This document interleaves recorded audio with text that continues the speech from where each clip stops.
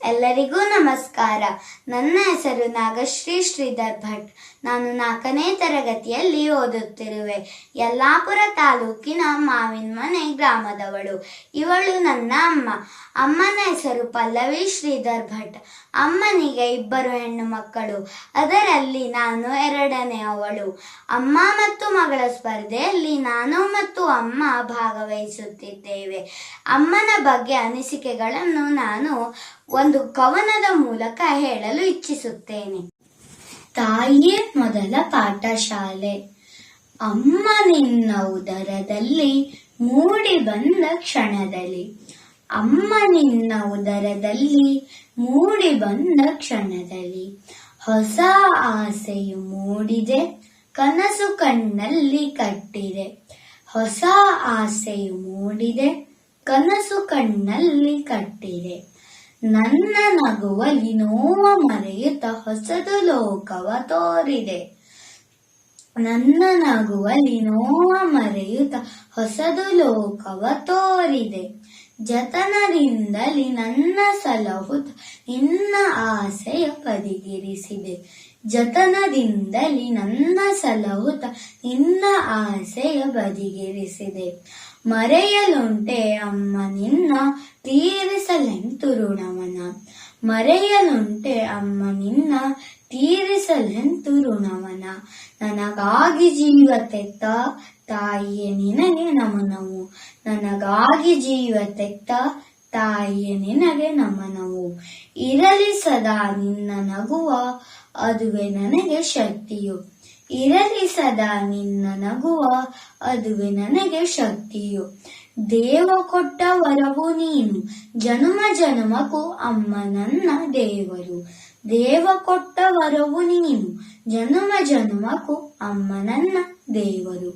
ಕೊನೆಯದಾಗಿ ಹೇಳುವುದಾದರೆ, ನಮಗೆ ನಮ್ಮ ಅಪ್ಪ ಅಮ್ಮ ವಿದ್ಯೆ, ಬುದ್ಧಿ ಹಾಗೂ ಸಂಸ್ಕಾರವನ್ನು ಕೊಟ್ಟಿದ್ದಾರೆ ಎಂದು ಹೇಳುತ್ತಾ ಪೂರ್ಣ ವಿರಾಮ ಇಡುತ್ತೇನೆ.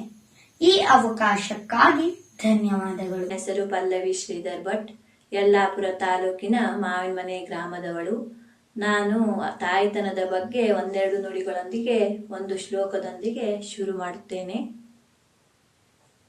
ಅಜ್ಞಾನತಿಮಿರಾಂಧಸ್ಯ ಜ್ಞಾನಾಂಜನ ಶಲಾಕಯ ತತ್ಪರಂ ದರ್ಶಿತಂ ಯೇನ ತಸ್ಮೈ ಶ್ರೀ ಗುರವೇ ನಮಃ.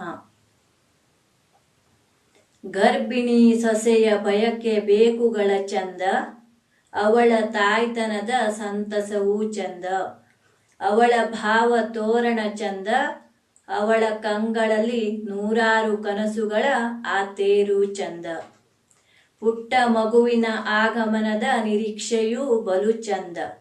ಅಜ್ಜಿಯಾಗುವ ಹಂಬಲವೂ ಚಂದ, ತನ್ನ ವಂಶವಾಹಿನಿ ಮುಂದುವರಿಯುವ ಖುಷಿಯೂ ಚಂದ. ಕುಟುಂಬದ ಎಲ್ಲರ ಮನಸ್ಸಲ್ಲೂ ಇವಳ ಬಗ್ಗೆ ಪಲ್ಲವಿಸುವ ಆಪ್ತ ಭಾವ ಚಂದ. ಒಟ್ಟಾರೆ ಹಿರಿಯ ಜೀವದ ಅಂತರಾಳದ ಅದ್ಭುತ ಭಾವ ಇದು ಎನ್ನುವುದೇ ನನ್ನ ಅನಿಸಿಕೆ. ತಾಯ್ತನ ಎನ್ನುವುದು ಹೆಣ್ಣಿನ ಜೀವನದ ಮಧುರ ಪ್ರಾತಿ ಮಧುರ ಅನುಭವ. ಪದಗಳ ಸಂಕೋಲೆಗೆ ಸಿಗದ ಅದ್ಭುತ ಅನುಭೂತಿ ಅದು. ಅವಳ ಕುಟುಂಬದ ಎಲ್ಲರ ಮೊಗದಲ್ಲಿ ಸಂಭ್ರಮವನ್ನು ತರುವ ಅನನ್ಯ ಸಂಗತಿ ಅದು. ತನ್ನ ಒಡಲಲ್ಲಿ ಇನ್ನೊಂದು ಜೀವವನ್ನು ಹೊತ್ತು ಅದನ್ನು ಪೋಷಿಸುವ ಪ್ರತಿಯೊಂದು ಗಳಿಗೆಯನ್ನು ಆಸ್ವಾದಿಸುವ ಸದಾವಕಾಶವನ್ನು ಹೆಣ್ಣಿಗೆ ಮಾತ್ರವೇ ಆ ದೇವರು ಕೊಟ್ಟಿರುವುದು. ಒಡಲಲ್ಲಿ ಬೆಚ್ಚಗೆ ನಿದ್ರಿಸುವ ಮತ್ತೆ ಮಿಸುಕುವ ಮಗುವಿನ ಕುರಿತು 100 ಕನಸು ಕಟ್ಟಿಕೊಂಡು ನಿತ್ಯವೂ ಅದರೊಡನೆ ಅವ್ಯಾಹತವಾಗಿ ಮಾತನಾಡುತ್ತಾ ಸಂಭ್ರಮಿಸುವ ಸೌಭಾಗ್ಯ ಹೆಣ್ಣಿಗೆ ಮಾತ್ರವೇ ಲಭ್ಯ.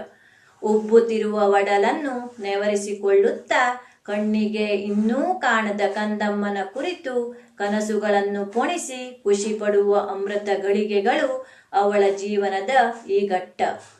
ಕೊನೆಯದಾಗಿ ಹೇಳುವುದಾದರೆ, ತಾಯ್ತನ ಎಂಬುದು ಹೆಣ್ಣಿಗೆ ಅತ್ಯಂತ ಪ್ರಮುಖವಾದ ಅಂಶ. ಈ ಅವಕಾಶ ಕೊಟ್ಟಿದ್ದಕ್ಕಾಗಿ ಧನ್ಯವಾದಗಳು.